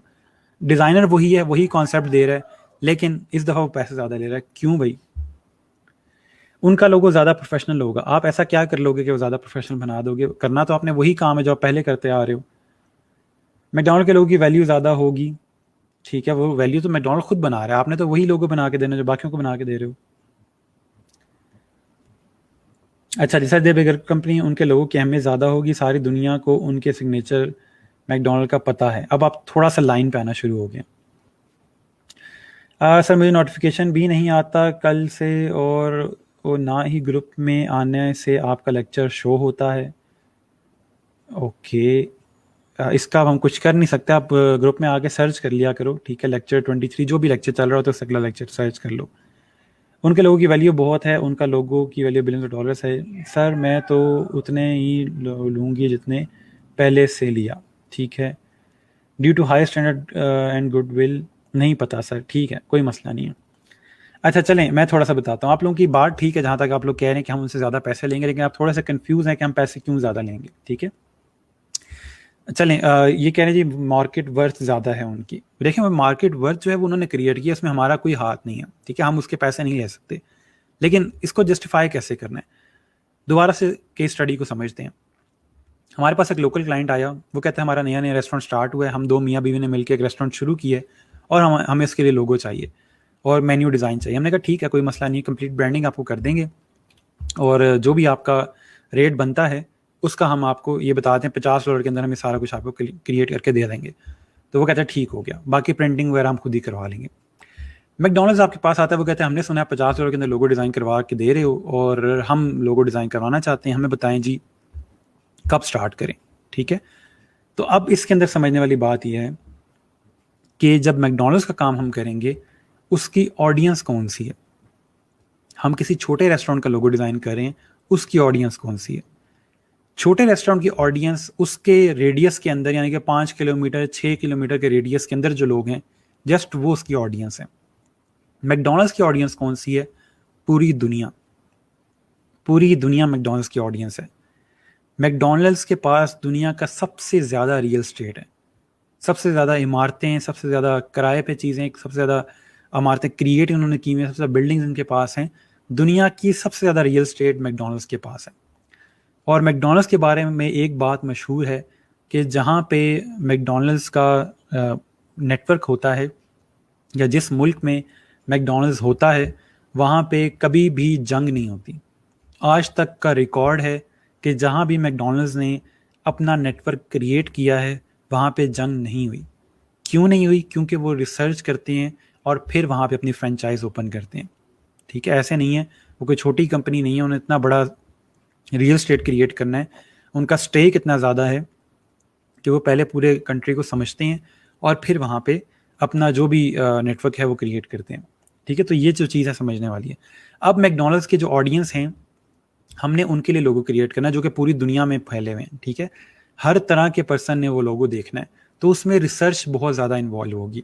अगर मैं छोटी कंपनी का लोगो डिज़ाइन कर रहा हूँ तो मुझे जस्ट वहाँ के जो 6 किलोमीटर के अंदर लोग रहते हैं उनको समझना है कि वो लोग क्या करते हैं, किस तरह के खाने खा रहे हैं और अभी मौजूदा कौन कौन से ब्रांड वो यूज़ कर रहे हैं। लेकिन जब मैं मैकडोनल्ड्स का काम कर रहा हूँ तो मैं कंप्लीटली देखूंगा कि मुझे अब इसको कैसे इम्प्रूव करना है, मैकडोनल्ड्स का पास्ट किस तरह का था, पहले उनके किस तरह के लोगोस थे और अब फ्यूचर में वो क्या करने जा रहे हैं, वो किस तरह इसको मॉडर्नाइज कर सकते हैं। ठीक है, इसके अलावा मैकडोनल्ड्स का अगर लोगो फेल हो जाता है तो उसमें रिस्क कितना इन्वॉल्व है।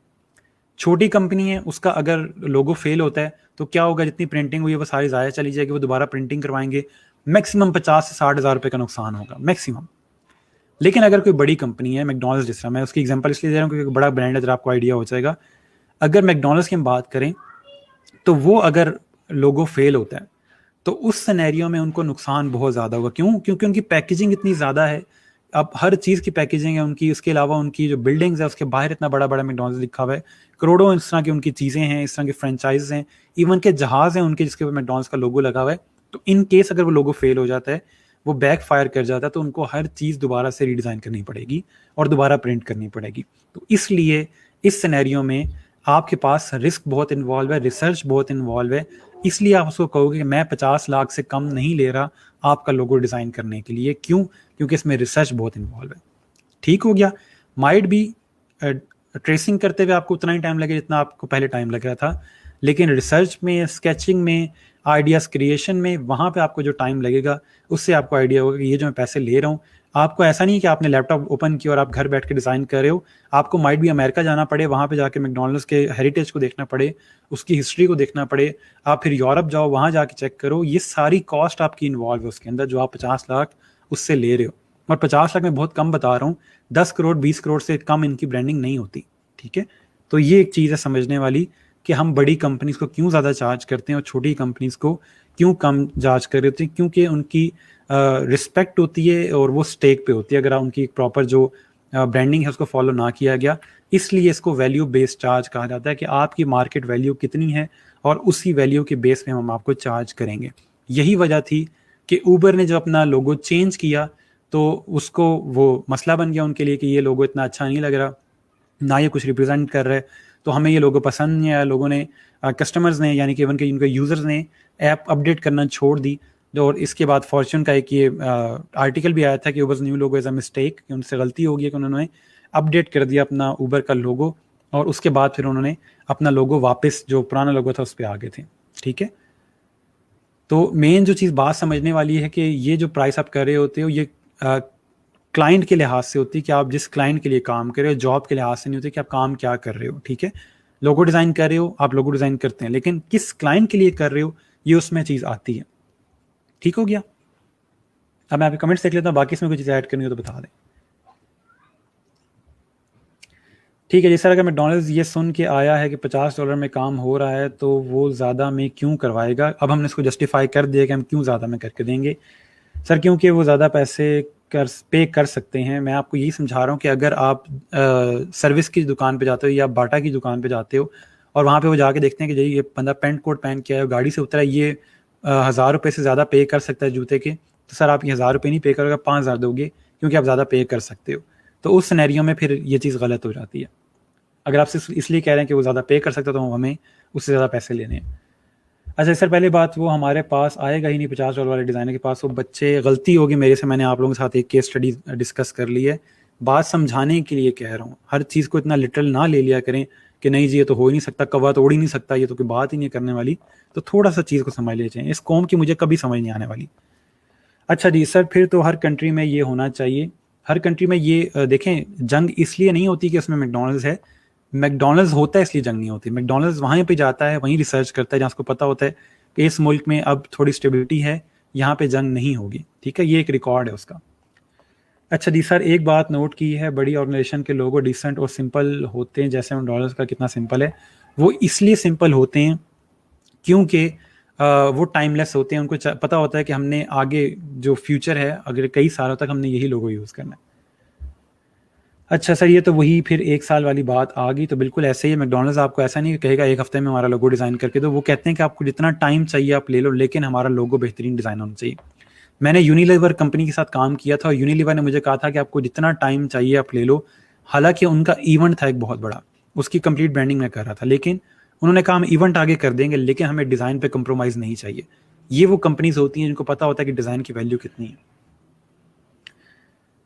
अच्छा, value based on impact of company, जी बिल्कुल ऐसा ही है। ठीक हो गया। राइट सर, मैं भी यही सोच रही थी, गलती होगी। ठीक है जी, ओके। उसके बाद हमारे पास आता है इक्विटी बेस्ड प्राइसिंग। ठीक है, ये बहुत कम यूज़ होती है। वैल्यू बेस्ड चार्ज जो है वो नॉर्मली डायरेक्ट क्लाइंट के साथ आप कर रहे होते हो, या फाइवर पे आपके पास कोई क्लाइंट आया लेकिन वो बड़ा क्लाइंट है, वो आपसे बात करे तो आप उसके साथ ये चीज़ डिस्कस कर सकते हो। और फाइवर पे काफ़ी बड़े क्लाइंट्स आपको मिलते हैं। इक्विटी बेस्ड प्राइसिंग थोड़ी सी डिफरेंट चीज़ और थोड़ी सी मज़े की चीज़ है। ये शायद आपको कॉन्सेप्ट कभी आपने सोचा भी नहीं होगा। इक्विटी प्राइसिंग में क्या होता है कि आप अपने क्लाइंट से कहते हो कि अपनी कंपनी में से मुझे 5 से 10% प्रॉफिट जो है कंपनी का वो मुझे आप दोगे हर साल, जो भी आपका ओवरऑल बनेगा। ठीक है, मैं आपको इस डिज़ाइन का चार्ज नहीं करूँगा, बस जो भी आपकी इक्विटी 5 से 10% बनती है वो आप मुझे दोगे।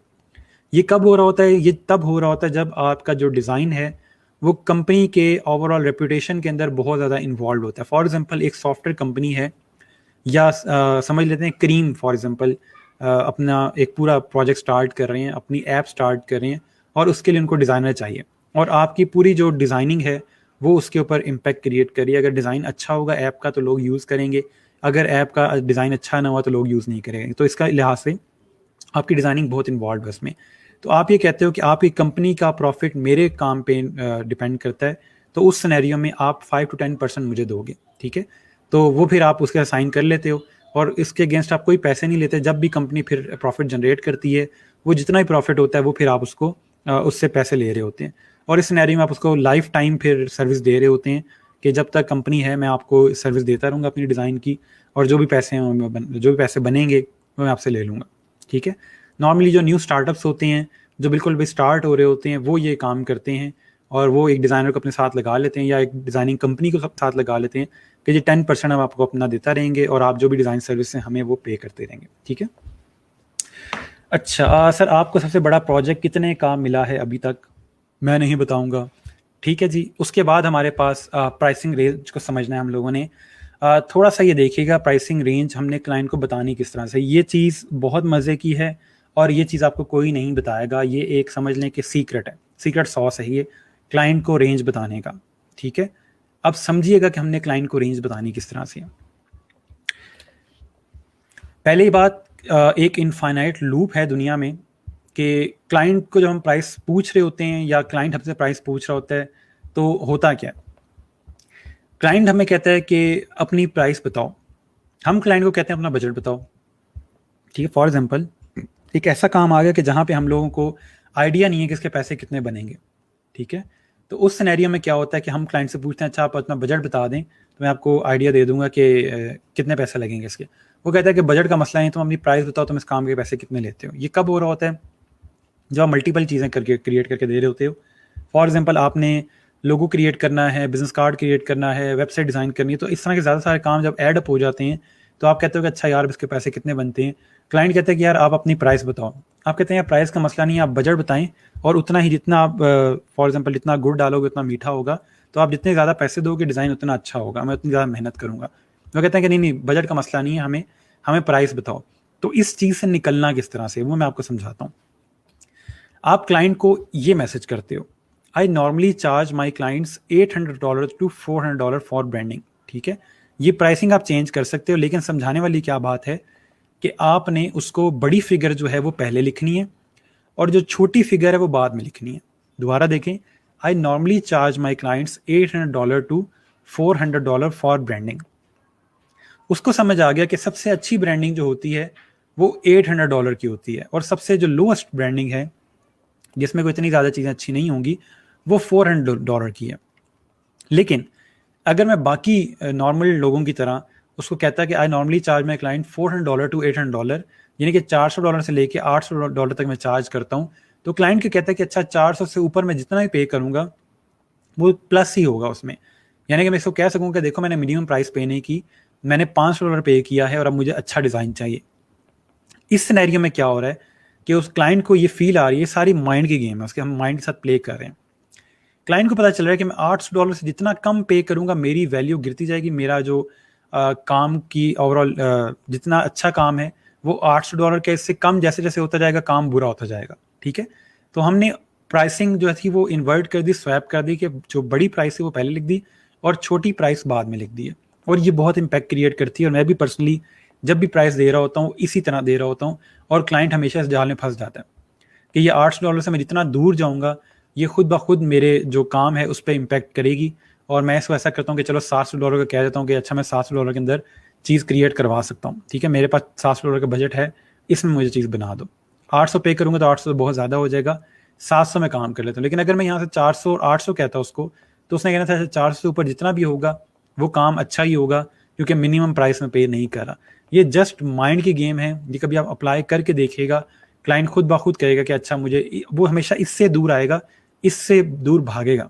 ठीक है, इसके करीब करीब प्राइस देगा आपको, हल्का सा दूर जाएगा लेकिन हमेशा 400 से दूर ही जाएगा वो, कि मैं इसके करीब ना हूँ वरना मेरी प्राइस गिर जाएगी। ठीक है, या मेरी क्वालिटी गिर जाएगी। तो ये चीज़ समझिएगा कि जब भी आपने क्लाइंट को प्राइस सेंड करनी है वो हमेशा $800 से लेके और सॉरी बड़े फिगर से लेके छोटे फिगर तक आपने लिखनी है। ठीक है जी। अच्छा, हमने क्लाइंट को ये मैसेज कर दिया, क्लाइंट का रिप्लाई आता है। ठीक है, उसके हमेशा अच्छा ये मैसेज करने के बाद आपने उसको कुछ नहीं कहना, ये मैसेज करके छोड़ दें, उसके रिप्लाई का वेट करें। हमेशा जब भी लाइफ में कुछ भी आप सेल कर रहे होगे अगले को बोलने का मौका दें, आपने हमेशा कम बोलना है। ये एक गोल्डन तरीका है, गोल्डन मेथड है किसी भी चीज़ का किसी भी चीज़ को सेल करने का, कि हमेशा जो अगला बंदा है जिसको आप चीज़ बेच रहे हो वो ज़्यादा बोले, आप कम बोलें। हमारी चीज़ें क्यों नहीं बिकती, हम बोलते रहते हैं ये भी है इसमें, वो भी है, ये भी खरीद लें, वो भी खरीद लें, तो अगला बंदा तंग आके चला जाता है।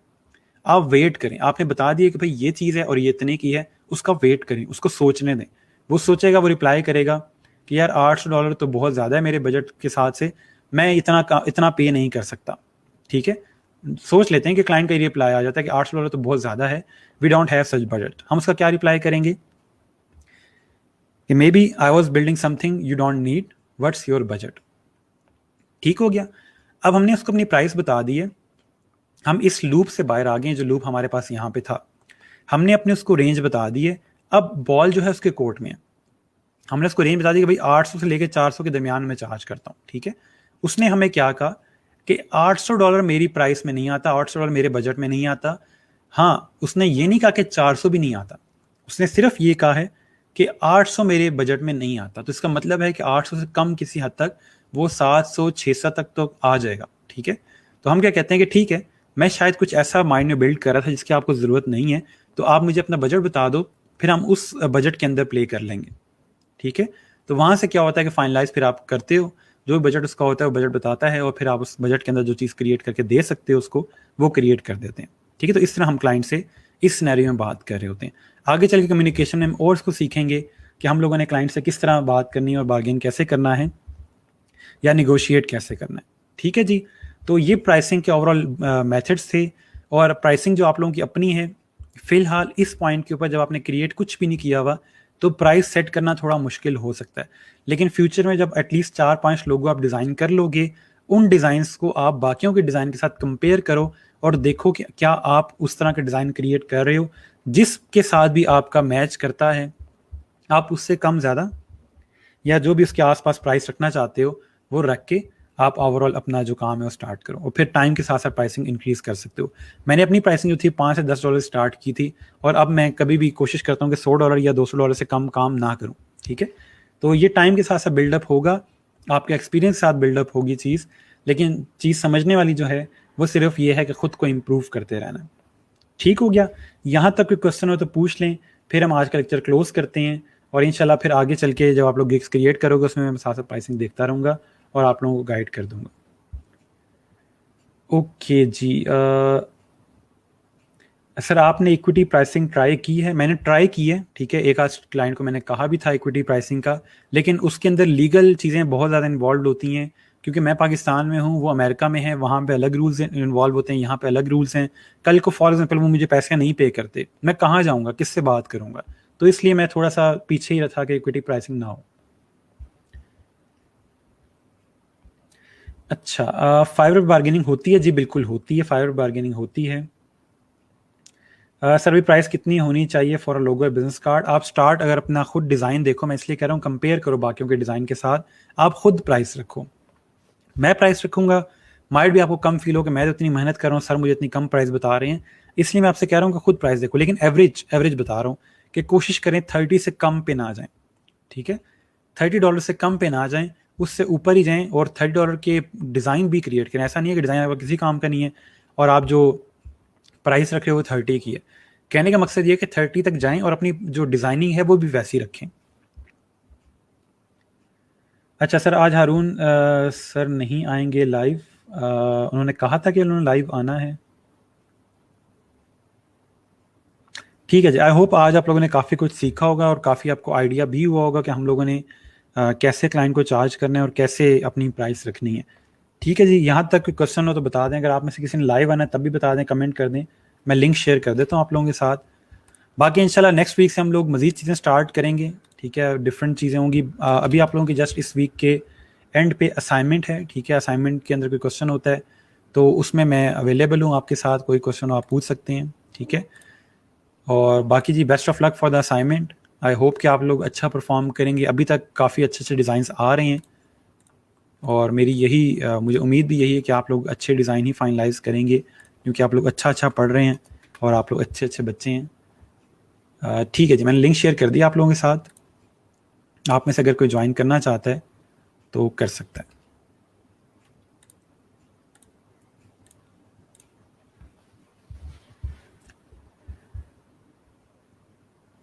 अच्छा सर, अगर कोई कहे कि आपके गिग की प्राइस ज़्यादा है, काम कम करें फिर?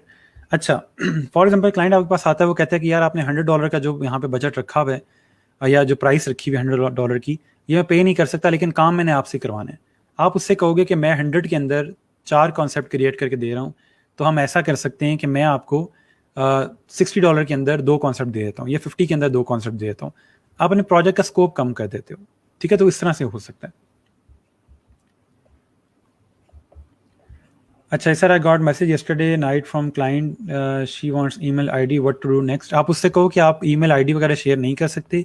उसको जो भी क्वेश्चन है, जो भी क्यूरी है, वो यहीं पे कांटेक्ट करे, फाइवर के ऊपर ही। सर टोटल कितने लेक्चर्स हो गए हैं? टॉप पे लेक्चर का नंबर लिखा आ रहा है, 24 लेक्चर्स आप लोगों के हो गए हैं और टोटल 50 लेक्चर्स हैं, तो ऑलमोस्ट आपका हाफ कोर्स कंप्लीट हो गया। ठीक है, और एक तरह से हम लोग अब बिल्कुल ट्रैक पे आ चुके हैं। जो पहले वाले हमारे एक थी आदतें, वो आदतें ख़त्म हो चुकी हैं, हम प्रॉपर चीज़ों को समझना शुरू कर दिया और अडॉप्ट करना शुरू कर दिया। ठीक है, अच्छा सर, आपको मैसेंजर पर इनबॉक्स करना है, मुझे क्या चीज़ आपने इनबॉक्स करनी है वो बता दें। सर फीडबैक फॉर्म की समझ नहीं आई। फीडबैक फॉर्म तो आप मेरे ख्याल में 4 दफ़ा शायद फिल कर चुके होंगे। अगर समझ नहीं आई तो सर ने ग्रुप में पोस्ट किया हुआ, सर हारून से और क्लियर कर लें। आपने सिंपल उस फॉर्म को ओपन करके वहाँ पे जो भी चीज़ें आपसे पूछ रहे हैं वो इंटर करनी है और वीडियो अपलोडेड है कि कैसे फॉर्म को फिल करना है, तो उसमें इतना कोई मुश्किल चीज़ नहीं है। ठीक है जी, मैं देख लेता हूँ कि हमें यहाँ पे ज्वाइन कर रहा है। अच्छा जी सर, अगर कम रेट पे एग्रीमेंट हो गए तो नेक्स्ट क्या हम गिग की प्राइस चेंज करेंगे? आप चेंज नहीं करोगे प्राइस, आप जस्ट उस क्लाइंट को कस्टम ऑफर सेंड करोगे जितने की प्राइस वो कह रहा है, ठीक है। ओके जी, हमें कोई भी ज्वाइन नहीं कर रहा, ठीक हो गया, तो मैं इसको यहाँ से फिर क्लोज करता हूँ। इंशाल्लाह फिर हम लोग मंडे से न्यू चीज़ स्टार्ट करेंगे, ठीक है। अच्छा सर, इस बार न्यू फॉर्म है, इसकी वीडियो अपलोडेड है, सर हारून आपको मज़ीद क्लियर कर देंगे, कोई इतनी मुश्किल चीज़ नहीं है उसमें, ठीक है। फॉर्म उसी तरह का जैसे आप लोग पहले फिल कर रहे थे, जस्ट जगह डिफरेंट है। स्केचेस इनबॉक्स करने जी, बिल्कुल सब बच्चे मुझे स्केचेस इनबॉक्स ही कर रहे हैं, तो आप लोग भी मुझे स्केचेस इनबॉक्स कर सकते हैं, ठीक है। बाकी कोई मसला हुआ, कोई क्वेश्चन हुआ तो पूछ लीजिएगा असाइनमेंट से relevant. Best of luck for the assignment. इंशाल्लाह मंडे को फिर हम यहीं से कंटिन्यू करेंगे। तब तक के लिए अपना ख्याल रखिएगा, दुआ में याद रखिएगा। अल्लाह हाफिज़।